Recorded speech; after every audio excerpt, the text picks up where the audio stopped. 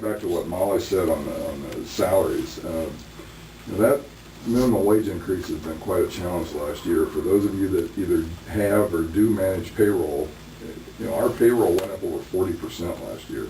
You try to deal with that in 1 year's time, that's a challenge. And that's not to say we wouldn't love to pay our staff up there even more. I mean, they're certainly worth it, but that's been a big challenge this year. What, if you don't mind me asking, what are your expectations, your biggest challenge over the next year to being successful? Well, the price of everything has been raising from the gas to the wages. Hopefully the minimum wages are there, but we still have increases that our staff, we do yearly evaluations and maintaining enough income to keep all of that covered. I'm unfortunate to find grants or other funding to pay for my wages for my staff. So you would say that your biggest issue is payroll. That's Correct. Your biggest concern Correct. for the next year. yeah. I think since we started, the goal of the board has been to try to wean the center off of the city, and we did a pretty good job of that. The number has dropped. Until now, we've shown this 40% payroll wrench in the mix. I mean, it's good for our staff, but for the center, that's a challenge. And I think our goal still is to try to get to be where we're self-sufficient. I mean, there's no question about that. But that's certainly made it more of a challenge, with dealing with payroll. And we did have an increase in tuition here in July. So no, not July. We've actually had two. Two, We yeah. had an increase last summer when the first increase of minimum wage, and we had another one at year end at the second increase. We'll have to evaluate that again in the summer. So did that increase, did those negatively impact your enrollment, or did it pretty much? It did go down, but it has gone, back up. I was anticipating more of a drop than what we I had, but think just minimal would would be the right way to describe it. Right. Not too many. But, the center has to operate. That's right. And that's just one of the decisions you gotta make. Maybe some of those people that brought their children got a raise too. That's Let's right. hope. I mean, we don't begrudge anybody. Well, But we have to run the center minimum too. wage went up. Yeah. Are there any other questions? Happy to field them. Thank you very much. Thank you. Thanks for having us. Thank you. Item C. Milo Lyons to address the council concerning grease traps. Milo? Yeah, last summer, we were called upon, we thought they had a problem in the sewer system up by our plant. And Jeffrey came up, looked at it, and told us that we had how to take care of it. We've done what he had suggested at that time. And this year we're thinking about building onto our plant again.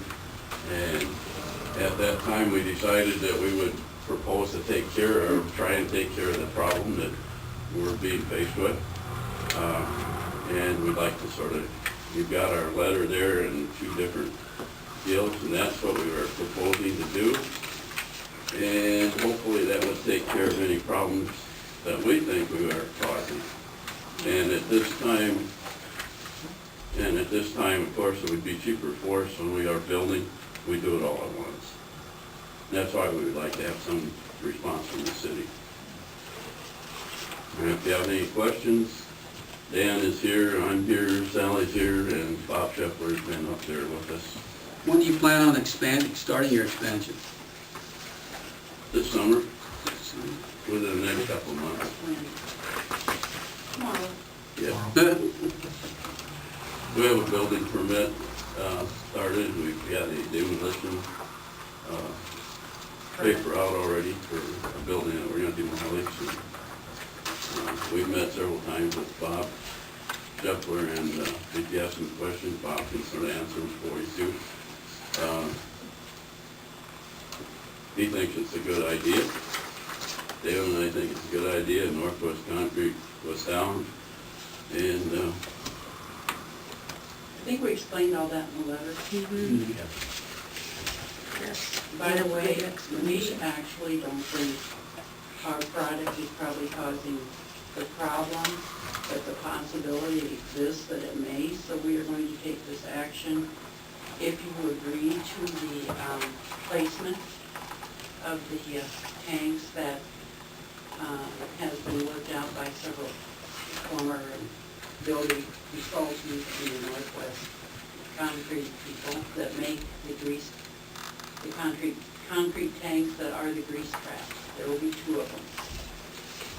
I think Jim was up there with Scheffler the other day, and they were suggesting just one tank, but they would like to have 2 tanks in. Same location. Yep. Yeah, perfect location, I think. The reason for the 2 tanks, we think, grease trap is really designed to be in just for a kitchen area. The original building that we're working with, all of the plumbing is taking all of the sewage along with the drainage from the kitchen area. So we were concerned about what other problems you would have just with a grease trap with other sludge and stuff that get in there. Pat Mooney is the one that came down and suggested using 2 of these tanks. The first one will be basically where the bulk of the grease and the sludge will be held up, and we'll have to get, hopefully, not more than once or twice a year to have Kenny Thomas or somebody come in and clean that out. The reason for having 2 of them, because we're not really sure how much the agitation when we do the cleanup at night, how much that's going to agitate all of this stuff and possibly make some of the grease go down into the sewer. So by having 2 of those, basically any agitation will be in the first one. The next one will be where it's basically going to be water coming through there, and then we're also proposing putting in another clean out filter at the end of that. So I don't think we can really do any more than that. So actually, your whole sewer system is going to go into the trap. Right. Grease and Right. normal sewage. As Bob said, it's gonna be, what was it, gray water is what you called it? Yeah, basically, with the way they're gonna set this up with, excuse me, Myle, with the 2 grease traps, the first one is your primary. It's gonna catch the bulk. You're gonna come around to the second one. You're gonna come into the first compartment of it. It's gonna be your secondary, and your third one's gonna be your clarifier. And then, like Dan said, the filter on the outlet side of that, which is cleanable as necessary, you know, I don't, till it's in, be hard to tell how often, but the filter should trap the last final small stuff. So basically what they're doing is almost pre-treating their sewer before they dump it to the city sewer. It should be gray water, basically clear water.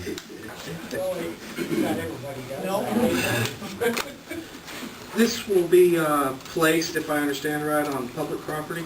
Is that my understanding? I think so. Public parking? It's on the parking area. Out in the parking areas. This would still be on the property, so if there was a leak issue, liability with a leak in this type of containment, tanks would actually still fall upon the property owner. That would be my understanding of the I situation. don't know, I would imagine.